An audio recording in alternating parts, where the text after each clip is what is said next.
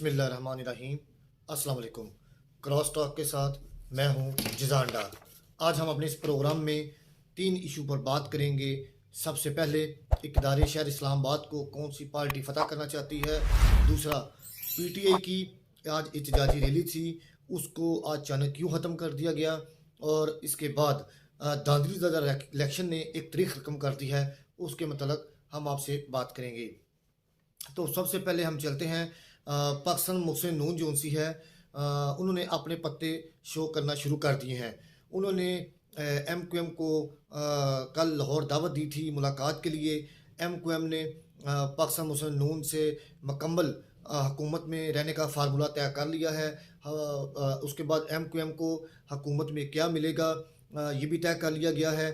हमारे रिसोर्स के मुताबिक, ज़राए के मुताबिक ये बताया गया है कि MQM को मियां नवाज शरीफ की पार्टी की तरफ से 2 से 3 वजारतें दिए जाने का इम्कान है।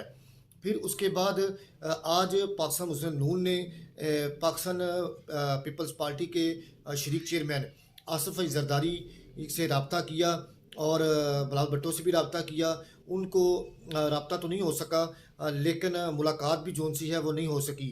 लेकिन उन्होंने पीपल्स पार्टी को 3 ऑफ़र्स की हैं, बल्कि 4 ऑफ़र्स की हैं कि अगर आप हमारा साथ देंगे वफाक में तो हम आपको स्पीकर कौमी असम्बली, उसके बाद सेनेट चेयरमैन और उसके बाद सदर पाकिस्तान की सीट आपको देंगे। फिर उसके बाद पीपल्स पार्टी ने उन्होंने ये भी कहा कि पीपल्स पार्टी जो सी है वो बलूचिस्तान में वज़ीर आला अपना लगाने के लिए आमादा है। लेकिन अभी इसके मतलब कोई बात फाइनल नहीं हो सकी। अभी तक जो पीपल्स पार्टी की जो आला क़यादत है उनकी तरफ से बताया गया है कि ये फ़ैसला उनके जो सीनियर एग्जीक्यूटिव कमेटी का इजलास है उसमें फ़ैसला करने के बाद हम मियां नवाज शरीफ को अपना फ़ैसला बताएंगे कि हम उनका साथ देना चाहते हैं या नहीं, या हम आज़ाद बेंचों पर बैठना चाहते हैं।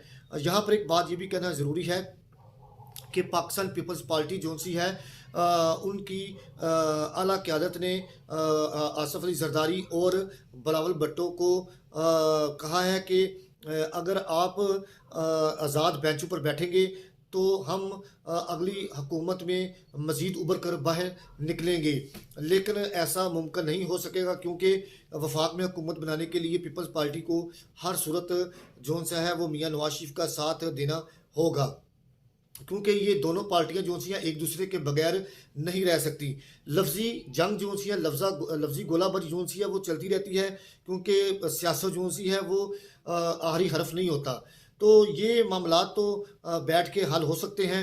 और उसके बाद मियां शहबाज शरीफ साहब ने चौधरी शुजात हुसैन से भी वक्त मांग लिया है, लेकिन वो मुलाकात आज मतवक्का थी, वो भी नहीं हो सकी।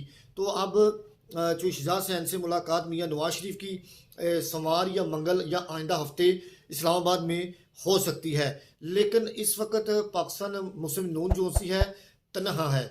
लेकिन दूसरी तरफ हम आपको बताते हैं बैरिस्टर गोहर जो इस वक्त कायम मकाम बानी PTI हैं, उन्होंने कहा है कि वफाक में हुकूमत हम बनाने जा रहे हैं।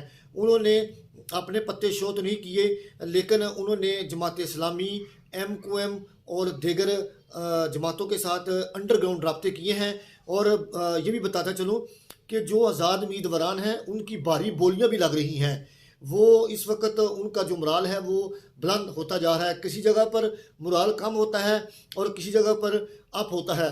आपको ये भी बताते हैं कि पाकिस्तान के अंदर जो सा है कोई भी सियासी पार्टी जो सी है वो किसी न किसी पार्टी को अपने मकासद के लिए ज्वाइन कर लेती है।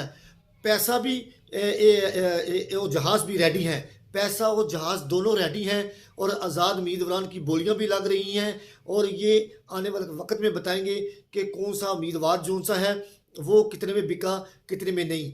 अभी इस वक्त हम आपको जो बता रहे हैं तरीके इंसाफ के लाहौर से जनरल सेक्रेटरी जो से हैं वसीम कादर, उन्होंने PTI को हैर बात कहकर आज़ाद अमीयत उन्होंने मरीम नवाज के साथ शमूलियत का पाकिस्तान मुस्लिम में ऐलान कर दिया गया है। तो बाकी कुछ अरकान कुछ कराची से हैं, कुछ रावलपिंडी से हैं और कुछ मुल्तान से हैं, उन्होंने भी पाकिस्तान मुस्लिम नून की हमायत का ऐलान कर दिया गया है। तो बज़ाहिर पाकिस्तान मुस्लिम नून जो सी है इस वक्त 75 सीटों के साथ आगे बढ़ती जा रही है। और इस वक्त आसिफ अली जरदारी जो उनसे हैं वो भी अंडरग्राउंड कुछ आज़ाद उम्मीदवारों को खरीदने की कोशिश कर रहे हैं, क्योंकि उनका भी ये दिल है कि हम बिलावल भुट्टो जरदारी को वज़ीर आज़म बनाएं। लेकिन यहाँ पर यह भी आपको बता देता हूँ कि पाकिस्तान मुस्लिम नून की सीनियर क़यादत ने मियाँ नवाज शरीफ को आज़ाद बेंचों पर बैठने का कहा है, लेकिन पाकिस्तान मुस्लिम नून अभी तक इस फैसले पर कोई हाथ रहे फैसला नहीं कर पाई। बज़ाहिर पाकिस्तान मुस्लिम नून ये हुकूमत बनाएगी। उसके बाद हम चलते हैं, आपको बताते हैं कि आज पीटीआई की जो रैली थी उसमें क्या हुआ और उसमें किसको मारा पीटा गया। तो हम आपको बताते हैं आज पूरे मुल्क के अंदर इमरान खान की हदायत के मुताबिक जो सी रैलियाँ थी वो पुरअमन तरीके से हर शहर में निकाली गई और पुलिस ने कुछ शहरों को नो गो एरिया तस्वर कर उसको बंद कर दिया गया और अवामी मुश्किलात को बढ़ा दिया गया। तो कुछ लाहौर से, इस्लामाबाद से हमारे ज़राए ने बताया है कि पिंडी में उन्होंने जो एहतजाज कर थे पीटीआई के कारकुन, उनको मुंतशिर करने के लिए लाठी चार्ज भी किया, उनको मारा भी। और कुछ जो पीटीआई के जो उम्मीदवार हैं जो जीते हैं उनके घरों को भी पुलिस का रेड कराकर तोड़ा गया है।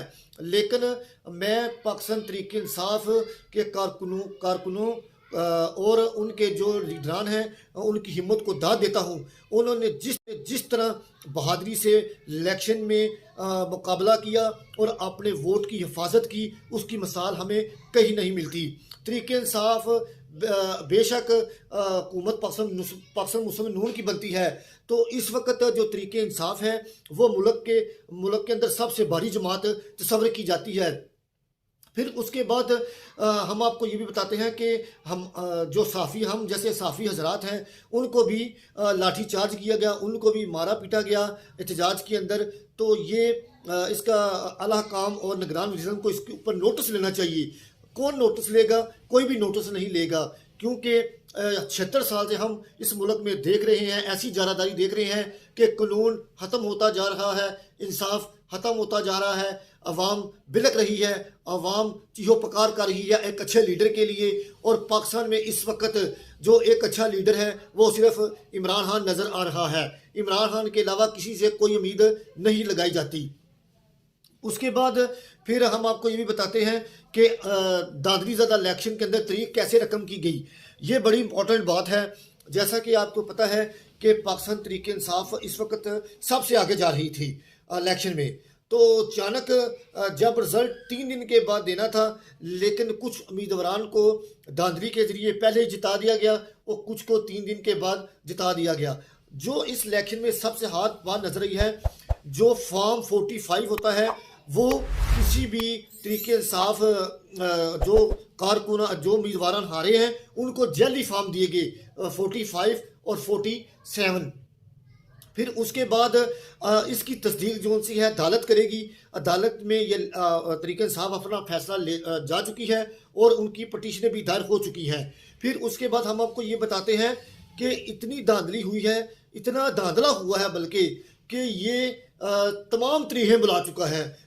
ये जो इस दफ़ा 2024 के इलेक्शन हुए हैं इसमें अवाम के हकूक़ के ऊपर मुकम्मल डाका डाला गया है और इसका फ़ैसला जो सा है अब आला अदलिया करेगी, इलेक्शन ट्रिब्यूनल में इसका फैसला जाएगा और अदालत को बाकायदा प्रूफ दे दिए गए हैं। इसमें बड़े बड़े बुर्ज उल्टे हैं।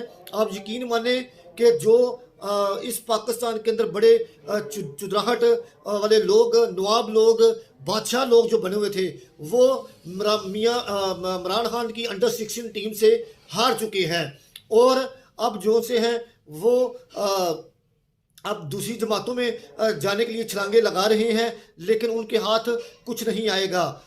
तो अब हम अपना इस प्रोग्राम का अख्ताम करते हैं। अगर आपको हमारा प्रोग्राम अच्छा लगे तो आप हमारे प्रोग्राम को सब्सक्राइब करें, लाइक करें, बेल आइकन का बटन ऑन करें और कमेंट करें। आप हमने कमेंट में अपनी अच्छी राय से आगाह कर सकते हैं। बहुत बहुत शुक्रिया आपका।